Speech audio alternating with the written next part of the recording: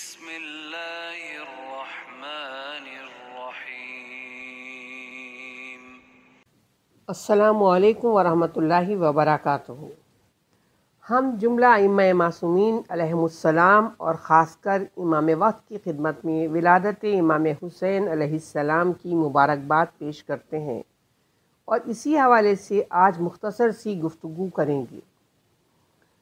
ابو عبداللہ حضرت حسین بن علی ابن ابی طالب سلسلہ امامت کی تیسری کڑی پیغمبر اسلام کے دوسرے نواسے سید شباب اہل جنت محمد مصطفیٰ کی خوشبو اصحاب کساء پنجتن پاک میں سے ایک اور سید الشہداء ہیں اور آپ کی والدہ ماجدہ جناب فاطمۃ الزہرا بنت رسول صلی اللہ علیہ وآلہ وسلم ہیں۔ امام حسین علیہ السلام 3 شعبان کو مدینے میں پیدا ہوئے۔ ایمن نے خواب دیکھا کہ رسول اکرم کے جسم کا ایک ٹکڑا گھر میں رکھا ہوا ہے۔ آپ اس خواب سے پریشان ہو گئیں۔ پیغمبر نے اس خواب کی تعبیر میں امام حسین علیہ السلام کی ولادت کی خوشخبری سنائی اور فرمایا کہ امام حسین پرورش کے لیے ان کے گھر میں آئیں گے۔ جناب فاطمہ زہرا کے یہاں ان کے عظیم فرزند کی ولادت ہوئی۔ یہ خوشخبری پیغمبر کو دی گئی۔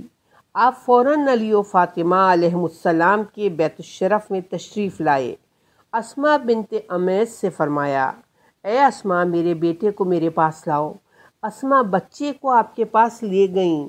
نومولود کو سفید کپڑے میں لپیٹ رکھا تھا۔ نبی اکرم بہت خوش ہوئے اور ان کو اپنے سینے سے لپٹایا، دانے کان میں اذان اور بائیں میں اقامت کہی، پھر اپنی گود میں لیا اور گریہ فرمانے لگے۔ اسماء نے کہا، میرے ماں باپ آپ پر قربان ہو جائیں، آپ کس پر گریہ کر رہے ہیں؟ آپ نے فرمایا، میرے گریے کا سبب میرا یہ فرزند ہے۔ ایمن نے کہا، یہ تو مبارک مولود ہے۔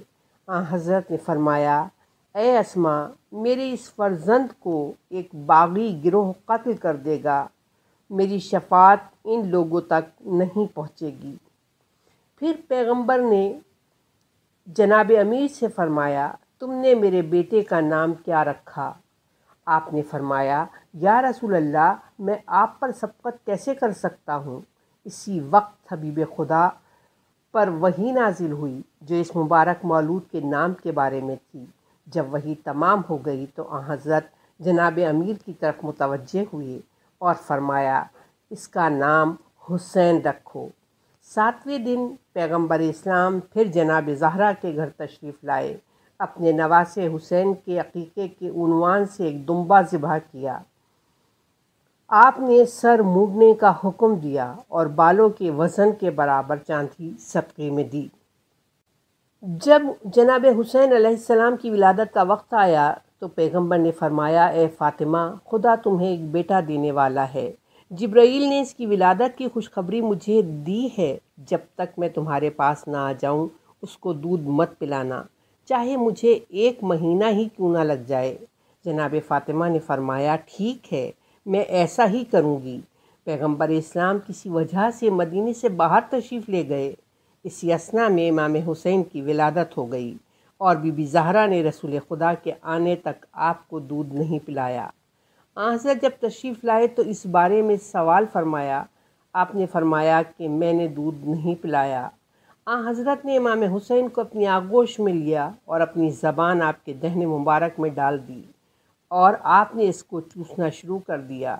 نبی اکرم نے فرمایا، اے حسین، پھر فرمایا، یہ تمہاری اولاد میں رہے گی، یعنی امامت۔ آپ کے القاب رشید، وفی، طیب، سید، ذکی، مبارک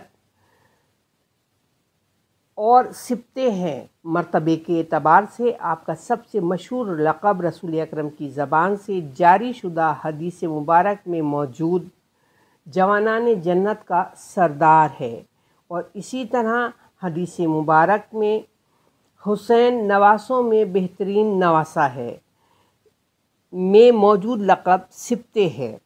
امام فخر الدین رازی تفسیر کبیر میں لکھتے ہیں کہ ایک اعرابی نے خدمت امام حسین میں حاضر ہو کر کچھ مانگا اور کہا میں نے آپ کے جد نامدار سے سنا ہے کہ جب کچھ مانگنا ہو تو 4 قسم کے لوگوں سے مانگو،